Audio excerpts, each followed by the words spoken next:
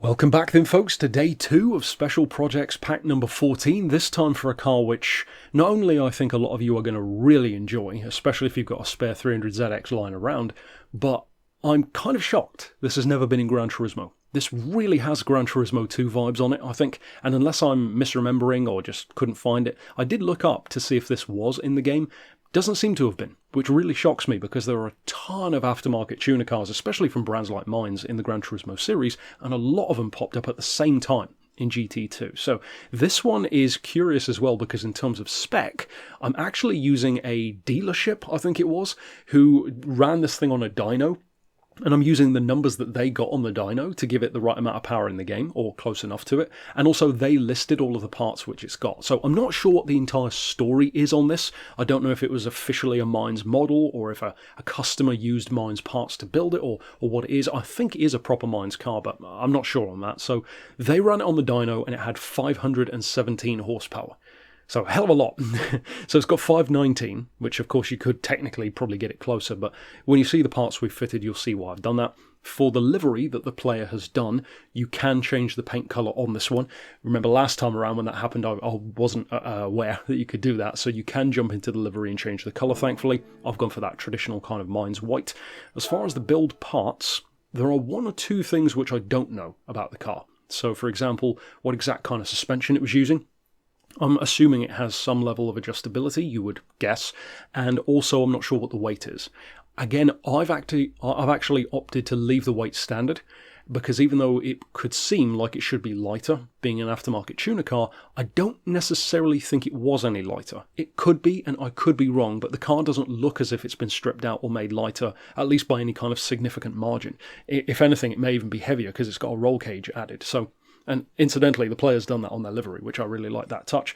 As far as the sports stuff, though, we've got the Comfort Softs fitted anyway, and or was it Sports Hards? I can't remember which was which. I think it had Comfort Softs already, and then I fitted Sports Hards, if I recall correctly. I've gone for the sports pads. As far as the Club Sports section, the high lift cams are there. If we jump into the Ultimate section, you do want the stroked out engine.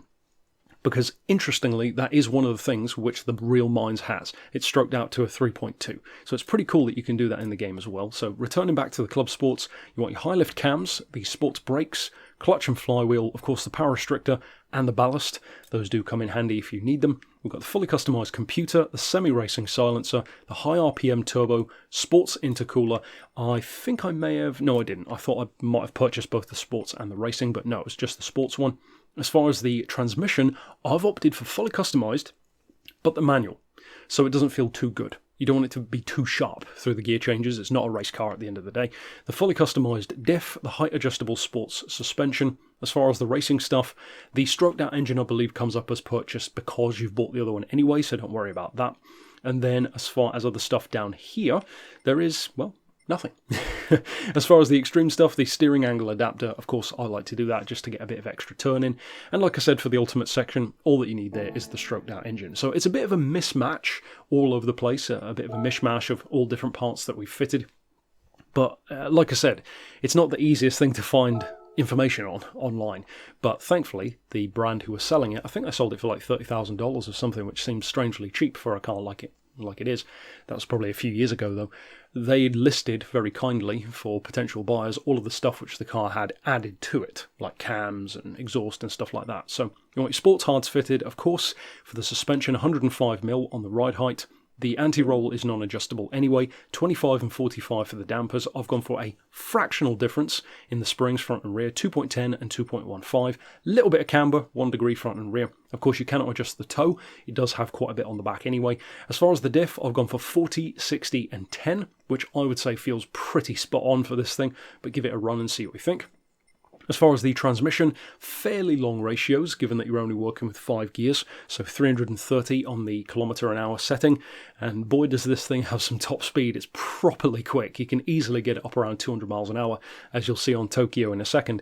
As far as the ECU, you want 94% to bring us down nice and close to that 517 that the real one has. I've opted for about midway on downforce.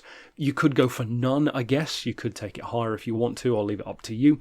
And for all this stuff over here, well, you can see what we've fitted. And considering that it is on sports tyres, to only be 578 points, that's actually pretty modest, considering it's a 200-mile-an-hour car, which I would say is pretty damn good through corners as well. It's not the lightest thing around, and you can certainly feel that on the steering, but, well, speaking of the steering, let's jump out on the track and I'll show you what it can do. It's a wonderful car to use, to be honest. I wasn't sure exactly how this car would respond to having that kind of combination of the sports hards with a large amount of power but not necessarily racing parts to back it up. It's ended up being great. This is a fantastic car to drive. It's so much fun, and one of the things I'm really proud of with this one is it feels believable. This feels to me like you could imagine jumping into like Gran Turismo 4 and grabbing this from a dealership and it would feel like this, or at least in the older version of the physics. It feels right. I think that's the way I would describe it, and I'm very proud of that. Obviously, that's all an imaginary thing that I'm saying because I've never driven the real car and it's never been in Gran Turismo to really compare it, but at least from how it should feel in my mind versus how it feels now, I'm pretty happy with it. Well, I'm very happy with it. So for those who are fans of the MiNEs builds, which I've already done, I've done the R32, the Evo, the R34, this one is a fantastic stablemate for those, and also a nice change of pace as well, because they're usually those more expected four-wheel drive cars. This one, very different to the kind of stuff which Gran Turismo usually has. So if you're a Z fan or a MiNEs fan, I think either way you're going to really like this build. And of course, stick around for more this week on the channel, check out the ones which I did yesterday, and of course the hundreds in other builds and other packs on the channel as well. But for now, thanks for watching.